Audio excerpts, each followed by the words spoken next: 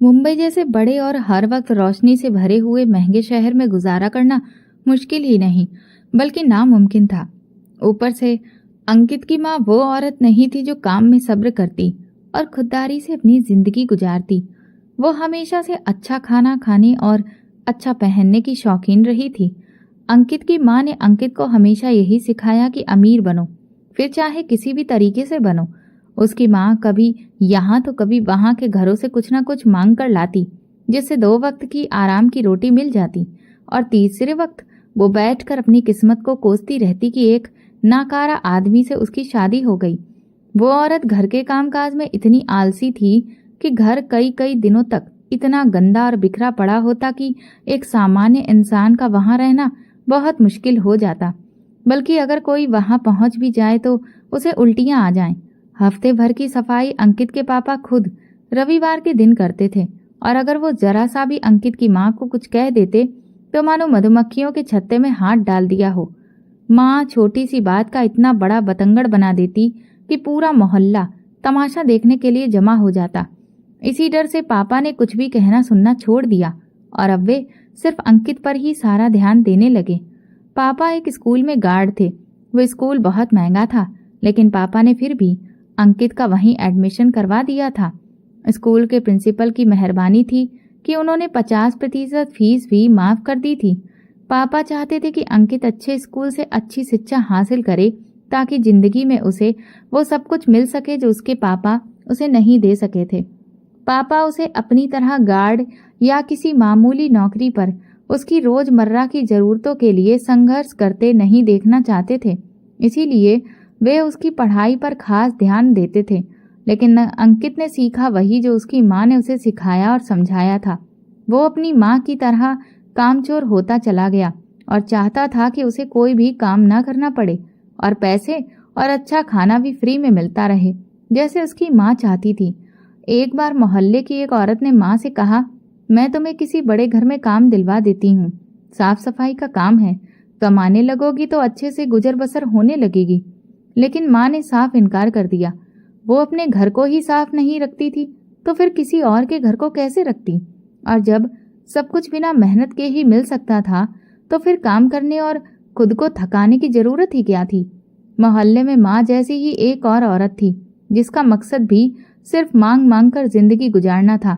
वो और माँ हर हफ्ते सुबह निकल जाती और शाम को वापस आती तो ढेर सारा सामान और कुछ 1000 रुपए साथ लाती थी। वे दोनों अमीर इलाकों में जाकर अपनी मजबूरियां बता बताकर झूठ मूठ में अपने बच्चों और पतियों के कैंसर जैसी बीमारियों का रोना रोकर राशन और पैसे ऐंठ लाती थी। वे बाकायदा भिखारी बनती जा रही थी। जब उनकी सहेली की बेटी के पास कहीं से टच मोबाइल आ गया तो जैसे पैसों की गड्डियां लग गईं। माँ और उनकी सहेली अब डिजिटल भिखारी बन गई थी, जो फोन पर लोगों के सामने रोती और अपने इनबॉक्स में जाकर अपनी मुश्किलों के बारे में बताती और कुछ दिल के अच्छे लोग उन्हें पैसे भेजकर मदद कर देते थे। अपनी खुददारी बेचकर माँ ने अच्छा खाना और कपड़े पहनना बेहतर समझा और यही सब अंकित भी सीखने लगा। अगर अंकित के पापा माँ को ऐसे काम करने से रोकते तो वो उल्टा उन पर चढ़ पड़ती। इसीलिए अंकित के पापा अब बस उसका ही ख्याल रखते और उसे एक अच्छा इंसान बनाने की कोशिश करते रहे, मगर वे इसमें सफल नहीं हो सके। इंसान के अंदर अच्छाई और बुराई दोनों होती है, लेकिन बुराई का रास्ता ज्यादा आसान होता है। तो अंकित भी बुराई के रास्ते पर ही चल निकला। जब वो 5वीं कक्षा में था तब उसके क्लासमेट के बैग से पैसे चुराने पर उसे स्कूल से निकाल दिया गया और पापा की नौकरी भी चली गई। पापा उस दिन बहुत रोए थे, ये सोचकर कि वे अंकित की अच्छी परवरिश नहीं कर सके, मगर फिर भी उन्होंने हार नहीं मानी। उन्होंने अंकित का सरकारी स्कूल में दाखिला करवाया और खुद चिप्स का ठेला लगाने लगे। वे अंकित की पढ़ाई में कोई समझौता नहीं करना चाहते थे, लेकिन अंकित का मन अब पढ़ाई में लगता ही नहीं था। वो हर वक्त अमीर बनने के बारे में सोचता और कोई ऐसा तरीका तलाशता जिससे वो रातों रात लखपति बन जाए, और फिर उसे वो तरीका मिल ही गया। अंकित की दोस्ती मोहल्ले के कुछ आवारा और बदमाश लड़कों से हो गई थी जो हर गैर कानूनी काम में शामिल होते थे। तभी अंकित ने सिर्फ 13 साल की उम्र में उन लड़कों के साथ मिलकर अपनी जिंदगी की पहली बड़ी वारदात की और उसका नतीजा भी सामने आ गया। अंकित पकड़ा गया जबकि बाकी लड़के पैसा लेकर भाग चुके थे। अंकित बैंक की सीसीटीवी फुटेज में दिख रहा था, इसीलिए उस पर जुर्म साबित हो गया, मगर नाबालिग होने की वजह से उसे कम सजा सुनाई गई। पापा उसकी इन हरकतों को सहन नहीं कर पाए। बहुत बर्दाश्त करने के बावजूद एक दिन उन्हें दिल का दौरा पड़ा और घर में भी उनका देहांत हो गया। अंकित उस समय जेल में था जब उसके पापा का निधन हुआ। उसे थोड़ी देर के लिए अपने पिता की अंतिम विदाई में शामिल होने के लिए लाया गया था। जब उसकी सजा पूरी हुई और वो घर आया तो उसके पैरों तले जमीन खिसक गई। घर हमेशा की तरह बिखरा पड़ा था। उसे संभालने वाला जा चुका था। बची थी उसकी माँ, जो बुखार से तपती हुई बेहोश पड़ी थी। अंकित भागकर मोहल्ले के डॉक्टर को बुला लाया, जिन्होंने माँ को दवाइयाँ दी। तब जाकर उनकी हालत थोड़ी बेहतर हुई। पापा के जाने के बाद माँ को समझ आया कि अकेलेपन का मतलब क्या होता है, क्योंकि माँ की सबसे अच्छी सहेली, जिसके साथ वो मिलकर मांग मांग कर खाती थी, उसकी बेटी ने बहुत बड़ा हाथ मार दिया था। उसने एक अमीर लड़के को अपने प्यार के जाल में फंसाकर उससे शादी कर ली थी और अपनी माँ को भी अपने साथ ले गई थी। जिस लड़के को उसने फंसाया था, उसके पास बहुत बड़ा बंगला था। उस बंगले में पहुंचने के बाद माँ की सहेली ने कभी भी पलटकर उनकी खबर नहीं ली थी। माँ ने बुखार की हालत में भगवान से सिर्फ एक ही शिकायत की थी, काश उनके यहाँ बेटा नहीं बेटी हुई होती तो वो भी अपनी बेटी के जरिए एक अमीरों वाली जिंदगी जी पाती, जो अब अंकित के साथ तो बहुत मुश्किल लग रही थी। जेल से आने के बाद अंकित बहुत बदला बदला सा था और वो मेहनत करके कमाने की कोशिश करने लगा था। उसने अपने पापा का चिप्स वाला ठेला लगाना शुरू कर दिया था, जिससे 2 वक्त का खाना उन दोनों माँ बेटे को मिल जाया करता था। वो धीरे धीरे बड़ा होता गया और पापा के हिस्से की सारी जिम्मेदारियां उसने संभाल ली थी, मगर चिप्स के ठेले से गुजारा करना मुश्किल हो रहा था। माँ उसे देखकर कुढ़ती रहती थी कि इतना बदलकर ये अपना नुकसान कर रहा है, और अंकित बस खामोशी से गहरी सोच में डूबा रहता था। कभी कभी जो बोलता तो सिर्फ इतना कि मैं समझ गया हूँ, मैं छोटी छोटी चोरी के लिए नहीं हूँ और इस काम में तो इंसान आसानी से पकड़ा भी जाता है। मैं एक दिन कुछ बड़ा करूँगा जिससे पूरी दुनिया मेरी मुट्ठी में आ जाए और मुझे कोई भी गलत नज़र से ना देख सके। और फिर वो वक्त जल्दी ही आ गया। उसके सपने दिन ब दिन बड़े होते जा रहे थे और फिर उसने अपना घर बेचकर कुछ उधार आदि लेकर एक दूसरे लेकिन साफ सुथरे इलाके में घर ले लिया था। वो बड़ा हो चुका था और अच्छी चीज़ों को अपनी जिंदगी में शामिल करने की इच्छा रखता था। उसने चिप्स का ठेला लगाना छोड़ दिया और एक बुटीक में सेल्समैन की जॉब करने लगा। उसके काम से बुटीक का मालिक बहुत खुश था, क्योंकि वो हर वक्त चौकन्ना रहता था और आने वाले कस्टमर्स को इस कदर मीठे और नरम अंदाज में अपनी बातों में फंसा देता था कि वे ड्रेस खरीदने पर मजबूर हो जाते थे। अंकित की आंखों में एक अजीब सी चमक हर वक्त रहती थी। वो क्या चाहता है, क्या करने वाला है, या उसकी आंखों को किसकी तलाश है, जैसे कि एक शिकारी हर वक्त अपने शिकार के इंतजार में होता है, कोई नहीं जानता था। और ना ही अंकित को भी इस बात का अंदाजा था कि वो अपने मंसूबों में कामयाब हो सकेगा या नहीं। वो एक अच्छा सेल्समैन था, लेकिन इसके अलावा भी उसके पास कुछ खूबियां थीं जो उसे सबसे अलग बनाती थी। वो बहुत हैंडसम था और अपनी ड्रेसिंग सेंस से लेकर बातचीत करने के अंदाज तक हर चीज को उसने इतना बेहतरीन कर लिया था कि उससे बात करने वाली लड़कियां दोबारा उससे बात करना चाहती थीं। लेकिन वो इतनी होशियारी से लड़कियों को टाल देता था कि उसकी इन अदाओं पर भी लड़कियां मर मिटती थीं। उसने कई लड़कियों को नज़रअंदाज किया, क्योंकि उसे तलाश थी एक ऐसी लड़की की जो बहुत ज़्यादा अमीर खानदान से आती हो, साथ ही साथ बेवकूफ़ हो और जिसे फंसाना आसान हो। इसके आगे पीछे ज़्यादा कोई बोलने वाला और नज़र रखने वाला भी ना हो। फिर उसकी तलाश खत्म हुई नैना पर। नैना यूनिवर्सिटी में पढ़ती थी और अपनी सहेलियों के साथ एक बार वो अंकित के बुटीक में आई थी तो खुद को बार बार वहां आने से रोक नहीं पाई थी। वो पहली नज़र में ही अंकित पर फिदा हो गई थी और जब तीसरी बार बुटीक पर आई तो उसने अंकित को डिनर का ऑफर दे दिया, जो कुछ जोर देने के बाद अंकित ने एक्सेप्ट कर लिया था। वो ऐसे ही इनकार करके अपना भाव बढ़ाता था और फिर डिनर या कॉफ़ी पर जाकर लड़की से उसकी सारी हिस्ट्री निकलवाता था, और जो भी लड़की उसके प्लान के मुताबिक नहीं होती वो उसे फिर दोबारा नहीं मिलता था। उसके प्लान के मुताबिक उसे नैना से पहले एक ही लड़की मिली थी, लेकिन वो हद से ज़्यादा शातिर और कंजूस थी। और जो अपना पैसा अंकित पर खर्च ही नहीं करती थी बल्कि अंकित का ही खर्च करवाती थी। इसीलिए अंकित ने उसे भी ब्रेकअप कर लिया और फिर दोबारा उससे कभी ना मिलने का फैसला किया।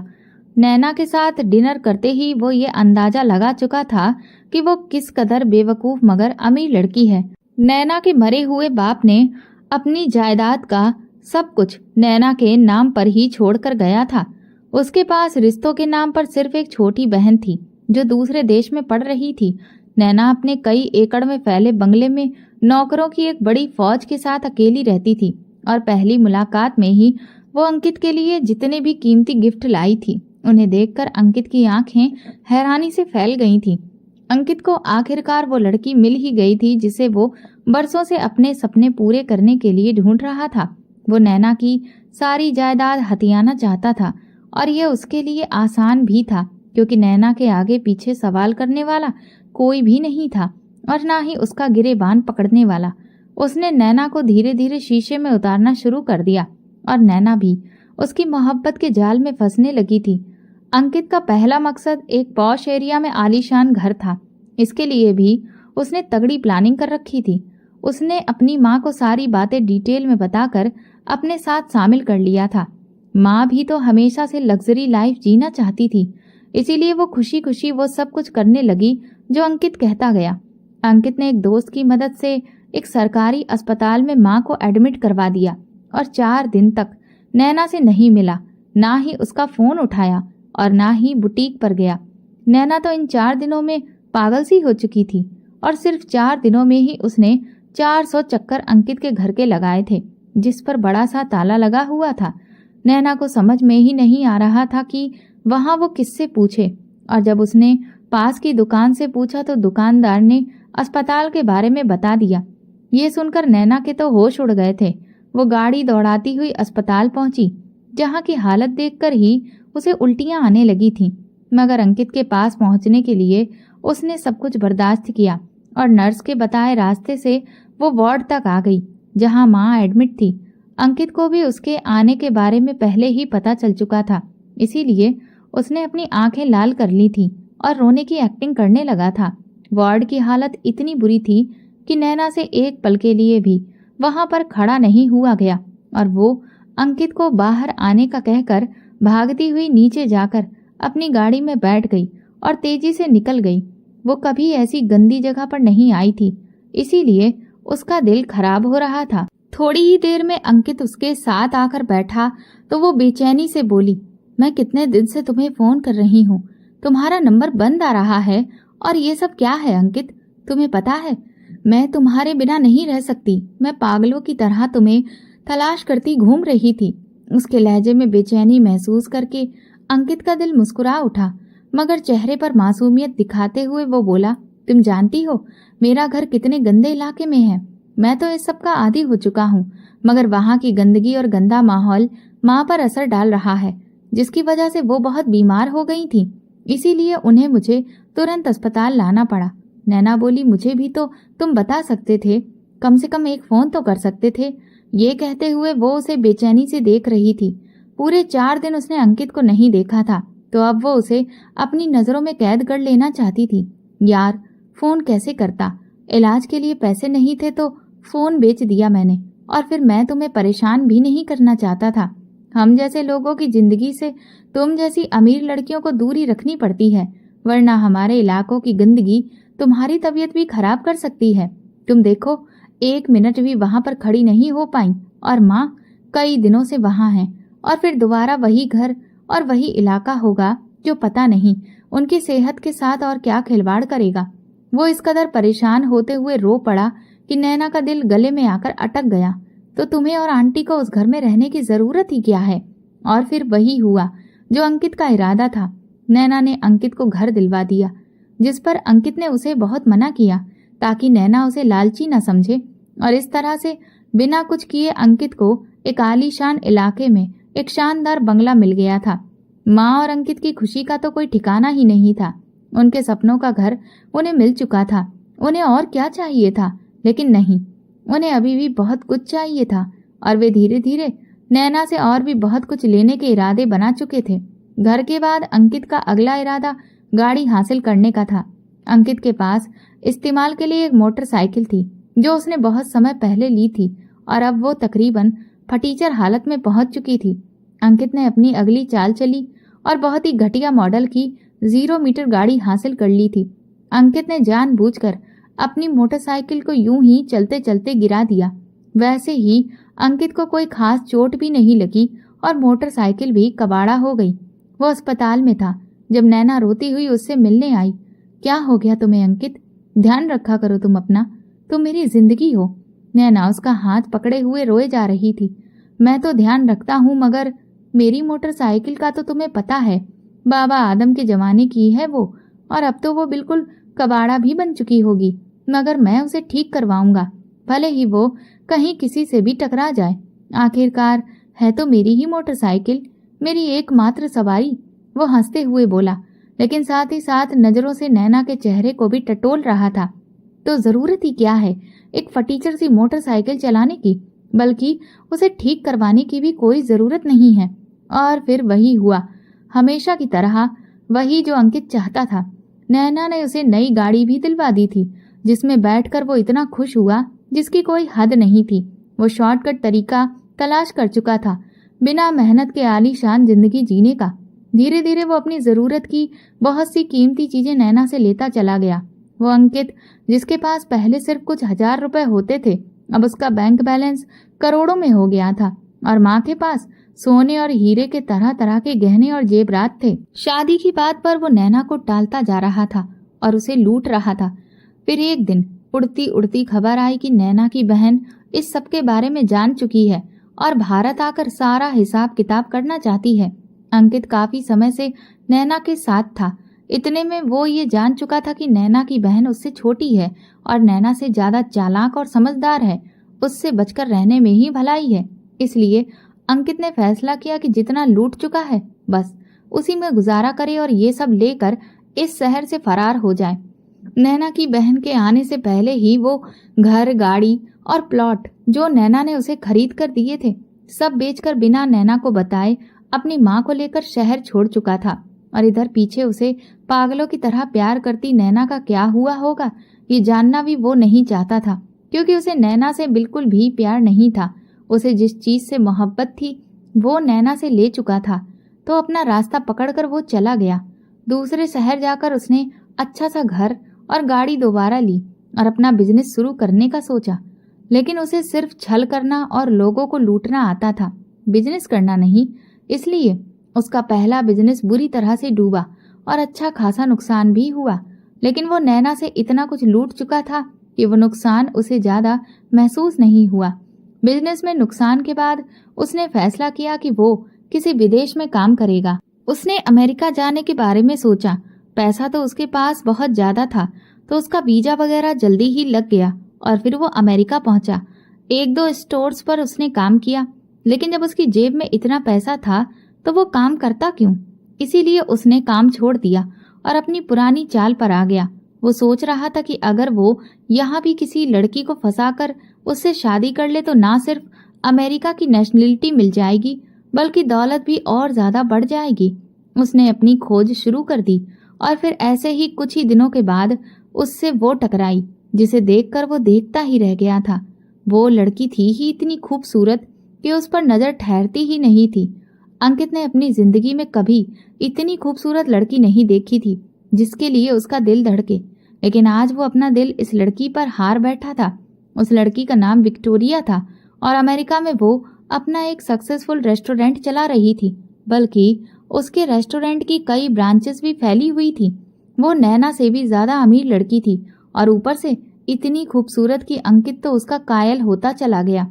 अंकित ने उसके रेस्टोरेंट में नौकरी कर ली और वो था भी इतना चार्मिंग कि उसे नजरअंदाज करना किसी भी लड़की के लिए मुमकिन नहीं था। ऊपर से वो बातों का बादशाह था, तो कैसे विक्टोरिया उसके जाल में ना फंसती। वो लड़की जिससे रेस्टोरेंट में सारे काम करने वाले घबराते थे क्योंकि वो बहुत ही गुस्से की तेज थी, वही एक मामूली से एम्प्लॉय को अचानक से इम्पोर्टेंस देने लगी तो सब अंकित की किस्मत पर जलने लगे थे। धीरे धीरे अंकित विक्टोरिया के लिए इतना इम्पोर्टेंट हो गया था कि अंकित के बिना रहना उसके लिए मुमकिन नहीं था। और फिर सारे अमेरिका ने देखा कि एक परियों जैसी लड़की ने अपने रेस्टोरेंट में काम करने वाले लड़के को सबके सामने घुटनों पर बैठकर शादी के लिए प्रपोज किया था। इससे बढ़कर अच्छी किस्मत क्या होगी किसी की। अंकित तो खुद को हवा में उड़ता हुआ महसूस कर रहा था। अमेरिका जैसे देश में उसको इतना शानदार प्रपोजल मिला था और फिर जितनी शानदार उसकी शादी हुई थी वो तो देखता ही रह गया था। ये सब किसी सपने के जैसे लग रहा था। विक्टोरिया से शादी के बाद तो मानो अंकित की किस्मत ही खुल गई थी। वो विक्टोरिया के रेस्टोरेंट का मालिक बन गया और अब सब उसे सर कहने लगे थे, जो उसे बहुत अच्छा लगता था। विक्टोरिया ने उसे अपने सर आंखों पर बिठाया और उस पर इतनी मोहब्बत लुटाई कि अंकित खुद भी हैरान रह जाता कि कोई किसी से इतनी मोहब्बत भी कर सकता है। उसकी संगत में अंकित सब कुछ भूल गया और जब उसने अपने रेस्टोरेंट की सारी जिम्मेदारी अंकित के कंधों पर डाल दी तो वो बता नहीं सकता था कि वो कितना खुश था। अमेरिका जैसे देश में इतने बड़े बिजनेस का मालिक होना बहुत ही खुशकिस्मती की बात थी। वो डॉलर्स में खेलने लगा था और जिंदगी को एंजॉय कर रहा था। तभी एक दिन इंडिया से माँ का फोन आया। माँ की तबीयत खराब थी और वो उसे वापस इंडिया बुला रही थी। रिश्तों के नाम पर उसके पास सिर्फ माँ बची थी और जितना मर्जी वो लालची और खुदगर्ज होता, लेकिन अपनी माँ से वो बहुत प्यार करता था। विक्टोरिया से बात करके वो इंडिया आ गया माँ से मिलने। इतने बड़े घर में माँ अकेले रहते हुए बहुत परेशान हो गई थी और फिर उनकी तबीयत भी खराब रहने लगी थी। इसीलिए वो बात बात पर ज्यादा हाइपर हो जाती थी। मुझे यहाँ नहीं रहना, बस मुझे अपने साथ ले चलो अंकित। जब से वो आया था माँ की एक ही रट लगी हुई थी। जाने किसने उनके मन में ये बात डाल दी थी। आप समझने की कोशिश करो, मैं आपको वहां लेकर नहीं जा सकता। अच्छी भली यहाँ रह रही हो और इतने नौकर भी तो हैं घर में, तो क्या जरूरत है मेरे साथ जाने की। उसने माँ को समझाने की कोशिश की। वो बात जो विक्टोरिया ने की थी कि अपनी माँ को साथ में लेकर नहीं आना, उसने माँ को बताई। माँ ने कहा, मुझे साथ लेकर नहीं जा सकता तो शादी करके चला जा बेटा। कोई तो होगा यहाँ मेरे पास, मेरा दिल बहलाने के लिए और मेरी सेवा करने के लिए। माँ ने एक नई फरमाइश कर डाली थी। सेवा करने के लिए नौकर है माँ, और मैं आपको बता तो चुका हूँ कि मैं अमेरिका में शादी कर चुका हूँ और मैं दूसरी शादी कैसे कर सकता हूँ। अगर माँ के इस आइडिया की भनक भी विक्टोरिया को पड़ जाती तो सब कुछ उसके हाथ से चला जाता। ये सोचकर ही वो कांप उठा। मैं शादी नहीं कर सकता। लेकिन माँ की एक ही जिद थी, या तो इंडिया में शादी करो या मुझे साथ अमेरिका ले जाओ। माँ ने कहा, तुम यहाँ शादी करोगे तो वहाँ तुम्हारी बीवी को कुछ पता नहीं चलेगा और यहाँ वाली बीवी को भी कुछ भी पता नहीं चलेगा, तो फिर किसी को कोई प्रॉब्लम नहीं होगी। इसलिए मजबूरन अंकित को माँ की बात माननी पड़ी। उसकी माँ चाहती थी कि कोई गरीब, बेसहारा और नॉर्मल शक्ल वाली लड़की हो जो उनकी सारी उम्र के लिए गुलाम बनकर रहे। और फिर उनके ही घर में जो नौकरानी काम करती थी मीना, उसकी ही पहचान से उन्हें एक लड़की मिल भी गई जिसके माँ बाप नहीं थे और वो मीना के घर के पास में ही रहती थी और लोगों के घरों में बर्तन धोकर अपना पेट पालती थी। मीना ने बताया था कि वो उसके ही एक रिश्तेदार की बेटी है। माँ को लंबे समय से एक ऐसी ही गुलाम चाहिए थी जो अब एक इंसान की सूरत में मिल गई थी। बहुत ही धूमधाम से माँ ने अंकित की शादी करवाई और अपने दिल के सारे अरमान पूरे किए। लोगों से भी खूब वाहवाही लूटी कि कैसे एक बेसहारा को उन्होंने सहारा दिया, नौकरानी को घर की मालकिन बना दिया। अंकित खूबसूरत और अमीर औरतों के दिल का राजा रहा था, इसीलिए उसने अपनी नई दुल्हन को देखना भी गवारा नहीं समझा। वो उसे सिर्फ अपनी माँ के लिए ही बहू बनाकर लाया था। शादी के तीसरे दिन ही वो वापस अमेरिका चला गया और पीछे रह गई वो कसक जिसे माँ शायद टॉर्चर करने के लिए ही बहू बनाकर लाई थी। जो सुकून सासों को बहुओं को तड़पा कर और तंग करके मिलता है, वो नौकरों को तड़पाने में नहीं मिलता। इसीलिए तो उन्होंने अंकित की शादी करवाई थी। कसक खामोशी से माँ की सारी बातें सुनती और उनकी सेवा करती रहती। वो जो कहती कसक वही करती। उनके लिए नए नए पकवान बनाती, उनकी फरमाइश पर गाना गाती। बल्कि माँ तो उसे अपनी उंगलियों पर नचाना अच्छा लगता था, बिल्कुल जैसे वो कोई चाबी वाला खिलौना हो जिसे अपनी मर्जी से जब चाहे हरकत में ला सकती थी। कसक उनके लिए टीवी जैसी थी जिसका रिमोट उनके हाथ में था, जिस पर वो जब चाहे कोई भी चैनल लगा सकती थी। कसक की जिंदगी नर्क जैसी करके वो बहुत ही इंजॉय कर रही थी, लेकिन अचानक से उनकी तबीयत खराब रहने लगी और धीरे धीरे वो बिस्तर की ही होकर रह गईं। लेकिन बिस्तर पर लेटे लेटे बीमारी की हालत में भी उनकी जुबान को आराम नहीं था, ना ही दिमाग को। जब वो लेटे लेटे परेशान हो जाती तो कसक को डांस करके दिखाने को कहती, और जब उनका मूड खराब होता तो वो बहुत ही बुरे शब्दों से कसक की बेइज्जती करती और उसकी बदसूरती पर ताने कसती। तुम्हारी इस मनूस मारी काली शकल की वजह से मेरा बेटा घर नहीं आता। अगर तुम थोड़ी सी गोरी चिट्टी होती तो मेरा बेटा भी घर आने के बहाने ढूंढता, मगर ये मनूस मारी किस्मत जो तुम मेरे चांद जैसे बेटे को मिल गई। कसक अपनी बेइज्जती और तानों को सिर झुकाकर सह लेती, मगर कुछ कहती नहीं थी। माँ की हर कड़वी बात को खामोशी से आंसू पीकर बर्दाश्त करती रहती। वो खुद को दुनिया की सबसे बदकिस्मत लड़की समझने लगी थी। उससे उसका पति अंकित मोहब्बत तो दूर, बात करना भी जरूरी नहीं समझता था। यहाँ से जाने के बाद उसने एक बार भी फोन नहीं किया। जब भी वो फोन करता तो बस अपनी माँ से बात करता। शायद उसे ये याद भी नहीं था कि एक लड़की को वो अपने नाम से बांधकर छोड़ आया है। वो दौलत के पीछे भागने वाला इंसान था। उसे बस पैसा चाहिए था और पैसा ही उसका भगवान था। जहाँ से पैसे मिलने की उम्मीद होती वो वहीं पर सिर झुका देता। वक्त जैसे तैसे गुजरता रहा और एक दिन फिर वही हुआ जिसका होना शायद हमेशा से तय था, लेकिन किसी ने सोचा भी नहीं था कि ऐसा हो जाएगा। खासकर माँ को तो कभी सपने में भी इस बात का ख्याल नहीं था कि वो अपनी आंखों से कुछ ऐसा देखेंगी जो उन्हें हैरान कर देगा। अंकित जब इंडिया शादी करके गया था तो कभी पलटकर उसने कसक की खबर भी नहीं ली थी, लेकिन शादी के 1 साल बाद वो इंडिया वापस आ चुका था और घर आते ही माँ से मिलने की जगह वो सीधा कसक के पास चला गया। माँ ने जब ये नज़ारा देखा तो दिल पर हाथ रख लिया, क्योंकि उनका अंकित किसी के पैरों में बैठे ये मुमकिन ही नहीं था। उधर वो कसक के पैरों में बैठा था, इधर माँ के पैरों तले जमीन खिसक गई और अगले ही पल कुछ ऐसा हुआ जिसने सारा का सारा आसमान माँ पर गिरा दिया। अंकित कसक से माफी मांग रहा था और एक और मौका चाहता था सब कुछ ठीक कर देने के लिए, मगर अब बहुत देर हो चुकी थी। कसक का इंतजार खत्म हो चुका था और अब वो अंकित को देखना भी नहीं चाहती थी। कयामत तो उस वक्त माँ और अंकित पर टूटी जब कसक ने अंकित को जोर का धक्का दिया और कहा, बहुत देर से आए हो अंकित, और तुम्हें अकल आते आते भी देर हो गई, क्योंकि मैं अपना काम कर चुकी हूँ। अब अपना सामान उठाओ और अपनी माँ को लेकर यहाँ से दफा हो जाओ मेरे घर से। कसक की आवाज में आज वो तेजी थी जिसने माँ और अंकित दोनों को हिलाकर रख दिया। तुम होती कौन हो हमें इस घर से निकालने वाली? ये मेरा घर है और मेरे नाम पर है। तुम मुझे नहीं बल्कि मैं तुम्हें इस घर से निकालूंगी। माँ अब भी व्हील चेयर पर थी, लेकिन उनकी जुबान हमेशा की तरह स्पीड में चल रही थी। मुझे टॉर्चर करने और परेशान करने से अपना दिमाग हटाया होता तो पता चलता ना कि बैंक के चेक के साथ मैंने तुमसे घर के पेपर्स भी साइन करवा लिए हैं।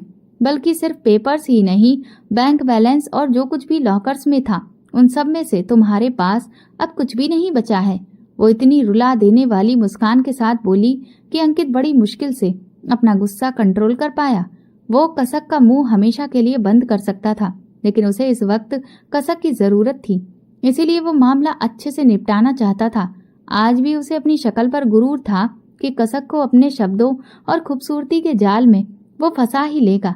तुम्हारी इतनी हिम्मत, तुमने इतना बड़ा धोखा किया, तुम ऐसा कर भी कैसे सकती हो? माँ को तो झटका लगा ही था। तो आपको क्या लगा मैं इतने समय से आपकी बकवास सुनने के लिए यहाँ पर ठहरी हूँ? नहीं, मैं तो ये सब हासिल करना चाहती थी और अब कर भी लिया है। अब तुम दोनों माँ बेटे निकलो यहाँ से। कसक ने दोनों को बाहर का रास्ता दिखाया तो अंकित ने माँ को चुप रहने के लिए कहा और बहुत ही गुरूर से कसक के दोनों हाथ थाम कर बड़े प्यार से उसे देखने लगा, जैसे कि वो उसका दीवाना हो। देखो कसक, मैं लौट आया हूँ और अब कहीं नहीं जाऊंगा। हम दोनों को एक साथ चलना है और हम कितने अच्छे लगेंगे ना एक साथ। वैसे भी तुम्हारे पापा भी तो यही चाहते थे ना कि तुम एक अच्छी शादीशुदा जिंदगी गुजारो। अंकित ने शब्दों का जहर घोलना शुरू किया और कसक को फिर से अपने जाल में फंसाने लगा। ये हुनर वो बहुत अच्छे से जानता था। कसक ने कुछ देर उसके चेहरे को देखा, जहां पर मोहब्बत के 1000 रंग फैले हुए थे, मगर सबके सब झूठे। वो अच्छे से जानती थी कि वो ये सब क्यों बोल रहा है।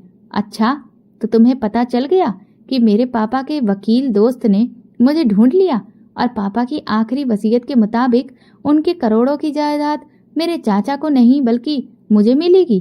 तुम जान चुके हो, इसीलिए मोहब्बत का ड्रामा रचाने आए हो।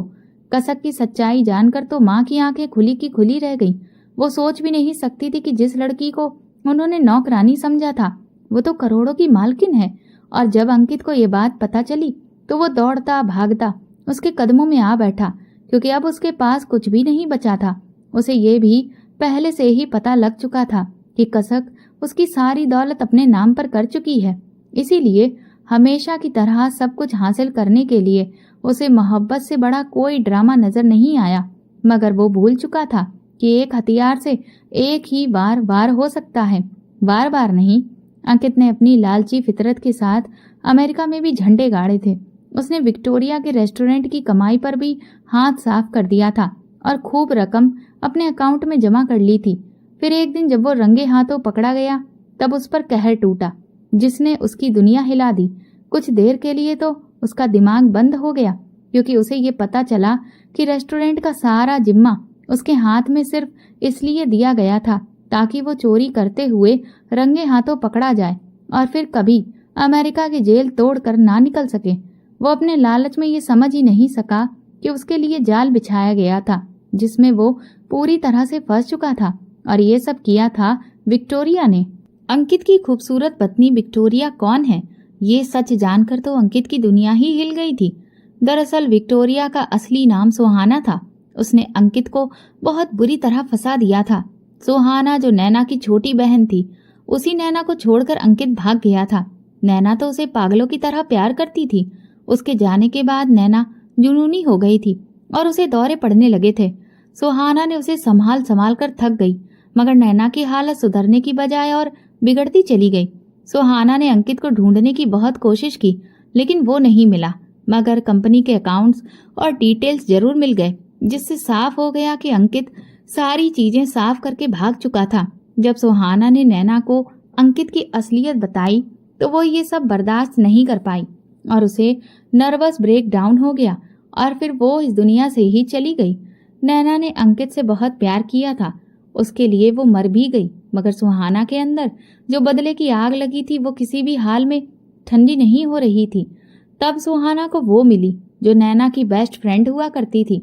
अंकित से मिलने के बाद नैना ने अपनी सभी सहेलियों से नाता तोड़ लिया था, मगर उसकी एक सहेली ने नैना को कभी नहीं छोड़ा। उसी ने सुहाना के गुस्से को ठंडा किया और अंकित को उसी के तरीके से हराने का प्लान बनाया। वे दोनों अंकित को ढूंढ रही थी। तभी उन्हें पता चला कि अंकित अमेरिका जाने की तैयारी कर रहा है। सुहाना ने अमेरिका में ही जाल बिछाने का सोचा और वहां अपनी यूनिवर्सिटी की क्लासमेट और अच्छी दोस्त जेनी से मदद ली। वो रेस्टोरेंट जेनी का था जो उसने कुछ वक्त के लिए सुहाना को सौंप दिया। सुहाना ने अपनी पहचान अंकित के सामने विक्टोरिया के नाम से की और रेस्टोरेंट अंकित के नाम पर दिखा दिया। वो उसकी हर हरकत पर नजर रख रही थी और उसे बेवकूफ बनाकर ये भरोसा दिलाती रही कि वो उसकी मोहब्बत में पूरी तरह अंधी, गूंगी और बहरी हो गई है। अंकित ने इस बात का फायदा उठाने की कोशिश की और रंगे हाथों पकड़ा गया। वो पूरी तरह फंस चुका था, लेकिन हार मानने वालों में से नहीं था। वो किसी तरह बचकर वहां से भाग निकला और मौका देखकर अमेरिका से वापस इंडिया आ गया। इंडिया पहुंचने पर वो कंगाल हो चुका था। कुछ दिन एक होटल में रहा, फिर अपने आलीशान घर को बेचने का इरादा बनाया। जब रजिस्ट्री ऑफिस गया तो पता चला कि अब वो घर उसकी माँ के नाम पर नहीं बल्कि उसकी पत्नी कसक के नाम पर है। घर तभी बेचा जा सकता था जब कसक चाहे। अंकित ने बैंक से पैसे निकालने की कोशिश की, लेकिन अकाउंट्स भी कसक खाली कर चुकी थी। तब उसने कोर्ट में घर के लिए केस करने का फैसला किया और वकील के पास गया। इत्तेफाक से वो वकील कसक का भी वकील था। जब उसे पता चला कि वो कसक का पति है तो उसने वसीयत की सारी बातें बता दी। अंकित का दिल झूम उठा। वो अभी भी खाली हाथ नहीं था। उसके पास कसक थी और वो उसे अपने हाथ से खोना नहीं चाहता था। उसने एक प्लान बनाया और सीधे घर पहुंचकर उसके कदमों में बैठ गया। उसे लगा कि कसक बेचारी और मासूम होगी जो उसकी बातों में आ जाएगी, लेकिन उसकी बातों पर कसक ने जो जवाब दिया वो उसकी उम्मीदों पर पानी फेर गया। मुझे तुम्हारी दौलत नहीं चाहिए, ये घर और सारे पैसे तुम रख लो, मुझे इनमें से कुछ भी नहीं चाहिए। मुझे तो अब अपनी गलती का एहसास हो गया है और मैं तुम्हें, जो बेरुखी के बावजूद मेरे साथ वफादार रही, खोना नहीं चाहता। उसने तुरुप का पत्ता फेंका, लेकिन अंकित की किस्मत खराब थी या फिर उसके सितारे गर्दिश में थे। कसक उसकी बातों में आने वाली नहीं थी। अच्छा, तुम्हें अपनी गलती का एहसास हो गया? तभी फिर कसक ने कहा, तो सुहाना ने तुम्हें ठेंगा दिखा दिया है? फिर वो ठहाका मार कर हंसी। उसकी हंसी सुनकर अंकित को जैसे सब कुछ जलता हुआ महसूस हुआ। वो फटी फटी आंखों से कसक को देख रहा था, जिसे सब कुछ पता था, जो अंकित करना चाहता था और जो करके आया था। तभी दरवाजे की घंटी बजी और बहुत सारे कदमों की भाग दौड़ की आवाजें आने लगीं। इससे पहले कि अंकित कुछ समझ पाता और भाग खड़ा होता, पुलिस ने उसे चारों तरफ से घेर लिया। पुलिस के साथ में सुहाना भी आई हुई थी। उसने खोई हुई नजरों से अंकित को देखा और फिर उसके मुंह पर एक जोरदार तमाचा जड़ दिया। बेबसी से सिर्फ अंकित उसे देखता रह गया। पुलिस उसे गिरफ्तार करके ले गई और पीछे रह गई उसकी बेचारी माँ, जिनके चेहरे पर अब बेचारगी थी। मगर सच ये था कि इस सब की जिम्मेदार वही थी। उन्होंने ना तो अंकित की परवरिश पर ध्यान दिया, ना ही उसे एक अच्छा इंसान बनाने की कोशिश की, बल्कि उसके अंदर लालच और झूठ को इतना भर दिया कि सिर्फ पैसे और आराम की जिंदगी के लिए उसने अपनी जमीन तक बेच दी थी। अब उनके पास न घर था न दौलत। अगर कुछ था तो सिर्फ सदमा और लाचार बुढ़ापा। सुहाना चाहती थी कि माँ को कहीं दूर फेंक आए, जहाँ से कोई उन्हें उठाने वाला भी न हो। लेकिन कसक ने हमेशा की तरह सुहाना का गुस्सा ठंडा किया। माँ की लाख बुराइयों के बावजूद उस पर इतना तरस खाया कि उन्हें एक ओल्ड एज होम में छोड़ दिया, क्योंकि अंकित अब कभी बाहर आने वाला नहीं था। अब माँ को वहीं रहकर अपने किए पर पछताना था, अपने बेटे को याद करते हुए और एक एक दिन तन्हाई में बिताते हुए। कसक और सुहाना जब सब निपट गया तो दोनों के चेहरे पर सुकून था कि नैना को इंसाफ दिला दिया। उन्होंने नैना का इंसाफ कर दिया था। नैना वाकई बहुत बेवकूफ थी, वरना एक लालची और मक्कार इंसान की मोहब्बत में पड़कर कभी भी अपनी जान से प्यारी दोस्त और बहन को छोड़कर नहीं जाती। वो एक गलत इंसान के लिए मरकर उन दोनों को रोता हुआ छोड़ गई थी, मगर उन दोनों ने रो रो कर भी नैना का बदला ले लिया था। लेकिन अब भी कुछ था जो बाकी था, कुछ ऐसा जो उन दोनों लड़कियों के गले में कांटे की तरह अटका हुआ था, और वो था वो रिश्ता जो उन दोनों का उस मक्कार इंसान से था। अब वो एक दिन भी उस इंसान जैसे दिखने वाले दरिंदे की शादी में बिताए हुई अपनी बेइज्जती को समझ रही थी, और उन्होंने तय कर लिया था कि इसे किसी भी हाल में बर्दाश्त नहीं करेंगी। सुहाना को गुस्सा जल्दी आता था, इसलिए कसक ने उसे घर रुकने को कहा और खुद तलाक के कागज लेकर जेल पहुंची। मुलाकात के कमरे में उसके सामने वाली कुर्सी पर वो बैठा था और बीच में मेज थी जिस पर कागज रखे थे। वो यहाँ आकर भी सुधरा नहीं था, बल्कि घूरती हुई नजरों से कसक को देख रहा था। कसक ने दोनों हाथ मेज पर रखे और आगे झुककर बैठते हुए बोलना शुरू किया। मैं नैना के साथ थी उस दिन जब वो पहली बार तुम्हारी बुटीक पर आई थी, और तुम्हें देखते ही तुम पर दिल हार बैठी थी। मेरी और नैना की 4 साल की दोस्ती थी, जिसमें कभी उसने मेरी शक्ल, मेरे अनाथ होने और गरीबी की वजह से मुझे कोई ताना नहीं मारा। मुझे कभी ऐसा महसूस नहीं कराया कि मैं कमतर हूँ। लेकिन जिस दिन मैंने कहा कि तुम शक्ल से शरीफ लेकिन आंखों से सातिर लगते हो, उसी दिन नैना ने मुझे बहुत बेइज्जत करके मुझसे दोस्ती खत्म कर ली। वो तुम्हारे प्यार में पागल हो चुकी थी और अपने पागलपन में वो किसी की भी नहीं सुनती थी। जब उसने दोस्ती तोड़ी तब मेरे घर में ही मेरी हैसियत खत्म हो गई, क्योंकि मेरे माँ बाप मर चुके थे। और जब से नैना से दोस्ती हुई थी, मेरे चाचा चाची मेरा ख्याल रखने लगे थे, क्योंकि वो उन्हें महीने के पैसे देती थी। मुझे नैना से कोई लालच नहीं था, लेकिन मैं देख रही थी कि तुम किस तरह से उसे बर्बाद कर रहे हो और लूट रहे हो। मैं उसे कुछ ना तो बता सकती थी ना समझा सकती थी, क्योंकि वो तुम्हारी मोहब्बत में अंधी हो चुकी थी। जब तक मैंने ये सब सुहाना को बताया तब तक पानी सर से गुजर चुका था। तुम उसकी जायदाद भी हजम कर चुके थे, लेकिन जैसे ही तुम्हें सुहाना के आने के बारे में पता चला, तुम सतर्क हो गए और भाग खड़े हुए। जब तुमने अमेरिका जाने का इरादा किया, तभी से हमने तुम्हें फॉलो करना शुरू किया। फिर तुमसे टकराई सुहाना, जो तुमसे विक्टोरिया बनकर मिली। इंडिया में तुम्हारी माँ की नौकरानी मीना को हमने पैसे देकर अपने साथ मिला लिया था। वो समय समय पर इंडिया में तुम्हारी शादी करवाने के लिए तुम्हारी माँ को उकसाती रही और जब तुम आए तो मीना ने मेरा रिश्ता पेश किया और मेरी तुमसे शादी हो गई। मैं तुम्हारे घर में रहकर तुम्हारा सब कुछ छीनना चाहती थी, वो सब जो तुमने मेरी दोस्त से धोखे से लिया था। तुम्हारी माँ बहुत बेवकूफ औरत है और जब वो सास बनी तो खुद को बहुत होशियार समझने लगी, लेकिन बन गई वो पूरी तरह से मूर्ख। उसका सारा ध्यान सिर्फ मुझे परेशान करने में ही लगा रहा। मैंने भी इस मौके का फायदा उठाया और सब कुछ छीन लिया। वो मुझे अपनी उंगलियों पर नचाकर खुश होती रही और मैं ये सोचकर उसे खुश होने का मौका देती रही कि एक दिन तुम दोनों माँ बेटे को मैं अपनी उंगलियों पर नचाऊंगी। जब तुम अमेरिका से भागकर आए तो तुम्हारे लिए पहले से ही प्लान तैयार था ताकि सीधा मेरे पैरों में गिरो। और हाँ, वो वकील भी हमारे साथ मिला हुआ था।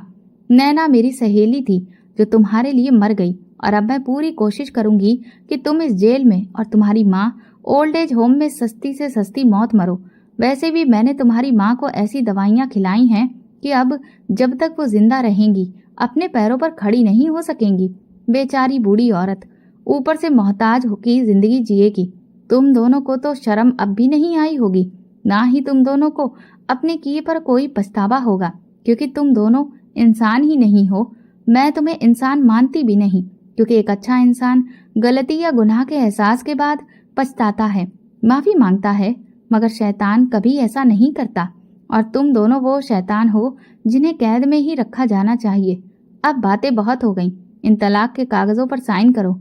तुम्हारी पत्नी होना किसी कलंक से बढ़कर कुछ नहीं है। अंकित गुस्से से उसे देखता रहा, लेकिन कुछ कर भी नहीं सकता था, मगर दिल में इरादा कर चुका था कि जब वो यहाँ से निकलेगा तो इन दोनों को सबक सिखाएगा। मगर वो खुद को ये तसल्ली दे रहा था कि वो जेल से निकलेगा, वरना जितना पक्का काम कसक और सुहाना ने कर दिया था वो सारी जिंदगी यहाँ से नहीं निकल पाएगा। जब कसक उससे कागजों पर साइन करवाकर बाहर निकली तो उसकी गर्दन गर्व से ऊंची थी और आत्मा में सुकून।